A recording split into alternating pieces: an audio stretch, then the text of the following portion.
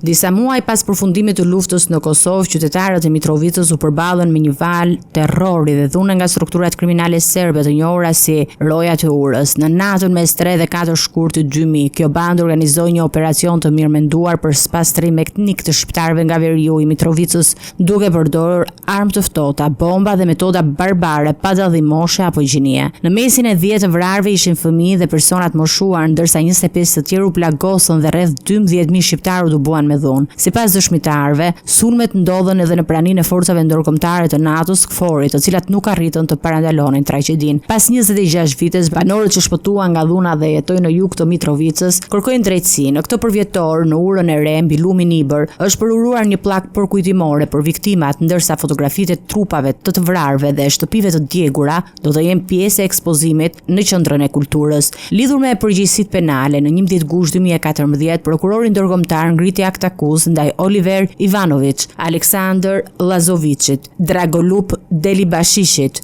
dhe Ilia e Nebojsha Vujacicit për krime lufte kundër popullatës civile në prill të vitit 1999 dhe shkurt 2000. Pas shqyrtimit trupi gjykues shpalli fajtor vetëm Ivanović për akuzën e parë, duke liruar të tjerët për akuzën e dytë. Rigjykimi i rastit në tetor të vitit 2016 solli ndryshime, ndërsa me 16 janar 2018 Oliver Ivanović u vra para zyrës së tij në Mitrovicën e Veriut. Ky përvjetor shënon një kujtim të dhimbshëm për komunitetin shqiptar të Mitrovicës, duke rikthyer në vëmendje mungesën e drejtësisë për viktimat e natës së tmerrit dhe pasojat që ende ndihen në jetën e banorëve lokal.